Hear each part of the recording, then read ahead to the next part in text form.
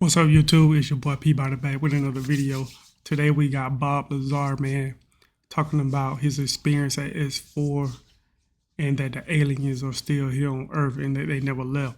He's by far one of the most interesting people I like listening to when it comes to this UFO and alien stuff, man, because he's been telling this story for years. He's been really consistent, and I just love it, man. Let's see what we got to say. Appreciate y'all for rocking with me. Hit the sub button, like button, man. Let's get it. Did you knowingly lie when you said you had actually seen anti-gravity propulsion in operation? No. I mean, it's to be on that cutting edge of technology is so alluring to me. Bob Lazar's tale reads like a page ripped from a science fiction novel, yet it's a narrative he's presented as his own real-life experience, captivating those intrigued by the mysteries of ufology for years. Imagine a young scientist, previously working on a classified particle accelerator project at Los Alamos National Laboratory, catching the eye of military contractors. This isn't the plot of a movie. It's how LAZAR describes the beginning of his journey into the depths of one of the most secretive projects related to extraterrestrial technology. I did get a chance to look inside the craft on only one occasion, and this was important because where the reactor sat might have been critical to how it operated. So guys, from this clip right here where you see him speaking, that's the interview he did with Joe Rogan. If you haven't tuned into that interview, man, I suggest you go and check that out, man. It's very interesting, man. I'm telling you, it'll have you locked in. I think the interview was like 2 hours and some change. I'm telling you, the entire thing was crazy, man. And I promise I believe every word he spoke. LAZAR claims he was whisked away to work at a site known as S4, a place so shrouded in mystery it could easily be mistaken for a mirage in the Nevada desert, just a stone's throw from the infamous Area 51. You used to work at Area 51. Well, you know, we want to be accurate. Okay. Area S4. S4, okay. It's about 15 miles south of Area 51.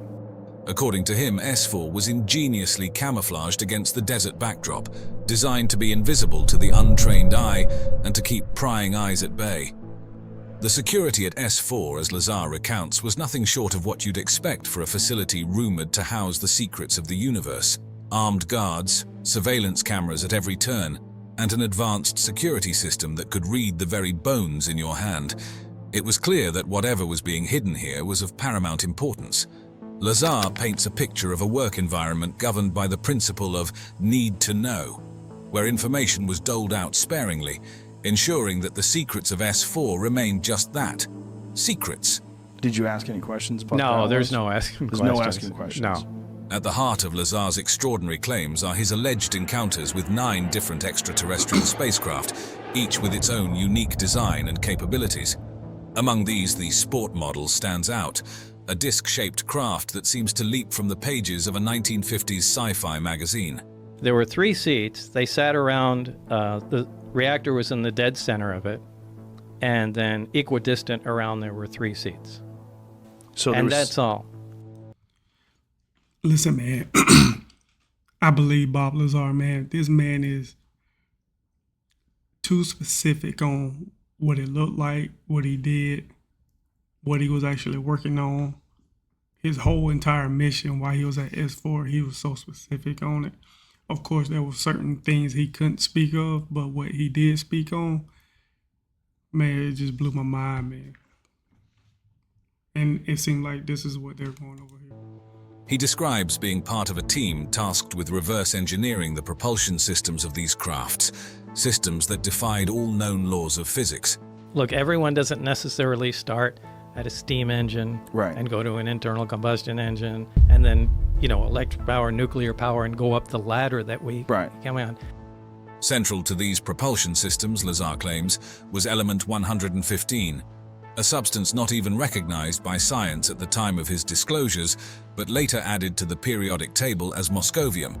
This element, according to LAZAR, was the key to unlocking anti-gravity propulsion, allowing these crafts to perform maneuvers that would be impossible for any human-made machine.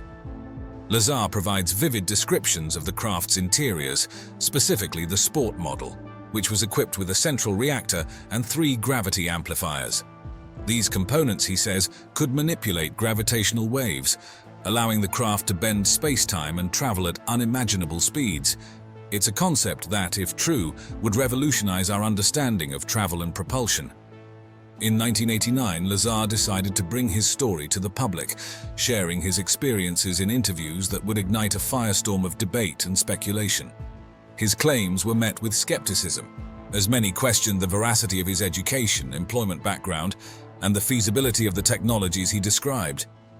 In 1989, Bob LAZAR did something that would forever change the landscape of ufology and how the world views the secretive military base known as Area 51. How would you describe it? I guess within the Area 51 compound, you can call that a subset of Area 51. With a mixture of concern and a sense of duty, LAZAR stepped into the spotlight on Las Vegas television, guided by investigative reporter George Knapp. He wasn't seeking fame. Instead, he was driven by a belief that the public had the right to know about the advanced technology he claimed was being concealed by the government. His revelations opened a Pandora's box, challenging us to question the boundaries of our knowledge and what mysteries the government might be keeping from us. However, LAZAR's extraordinary tales were met with a healthy dose of skepticism. Critics were quick to point out the inconsistencies in his narrative, the apparent absence of evidence to back his claims, and the puzzling gaps in his academic and professional history. These controversies have swirled around LAZAR, casting shadows of doubt on his credibility. Again, I forgot where the hell I am. Yet, despite the skepticism, LAZAR's story has ignited a global conversation, thrusting Area 51 from the shadows of obscurity into the glaring light of public curiosity. LAZAR's impact on the cultural zeitgeist cannot be understated. His allegations have fueled the imagination of millions, leading to an explosion of documentaries, books, and heated debates. Area 51, once just another top-secret military site, is now synonymous with alien technology and cover-ups, thanks in no small part to LAZAR. His claims have kept the conversation about UFOs and the potential for alien contact alive, engaging a new generation of seekers and skeptics alike. The debate over LAZAR's credibility continues to rage, with opinions sharply divided. Yet, regardless of where one stands on the issue, it's clear that his narrative has significantly shaped the discourse on extraterrestrial technology and government transparency. Question, guys. In Area 51, do y'all think this is really just a military base where we work on, let's say, upcoming aircraft that we might have in the making? Or do you really think we have UFOs there that they're trying to reverse engineer? Comment down below what you think. If you want to know what I think it's a mixture of both. I think we actually have something there, UFO-wise, underground that they work on. And I think we had them for a very long time, too. Bob LAZAR's tales of his time working on alien spacecraft give us a peek into what sounds like the set of a sci-fi movie, especially when he talks about the sport model UFO. Picture this, a sleek, disc-shaped craft that seems to have leaped right out of the pages of a UFO conspiracy theory into reality. LAZAR says this design isn't just for show, it's about aerodynamic efficiency. Imagine a vehicle that glides through space, air, and maybe even water with the greatest of ease. Its disc shape cutting down on resistance and allowing it to zip in any direction it pleases. It's the ultimate in alien engineering, blending the iconic look we've all come to associate with flying saucers with practical design features that make interstellar travel a breeze. But let's get down to specifics. According to LAZAR, the sport model isn't some behemoth mothership. What is roughly the size of this thing? We came up with 52 feet in diameter.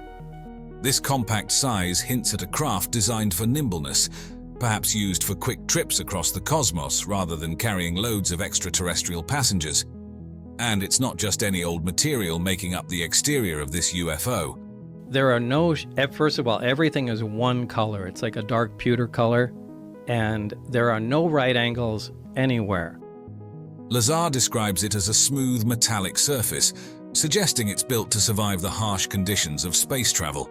From withstanding the bombardment of cosmic radiation to shrugging off the impact of micrometeorites, this material, whatever it is, sounds like it's pretty tough stuff. LAZAR even hints that it might be some kind of unknown alloy or advanced metamaterial, specially chosen for its propulsion and stealth capabilities. Diving into Bob Lazar's account of the sport model UFO, he paints a picture of an alien craft that's as intriguing on the inside as it is on the outside. According to LAZAR, this isn't just a flying disc, it's a marvel of extraterrestrial architecture cleverly divided into 3 levels, each with a distinct purpose. It's like the designers, whoever or whatever they might be, took a page out of human engineering books but then added a twist that's out of this world.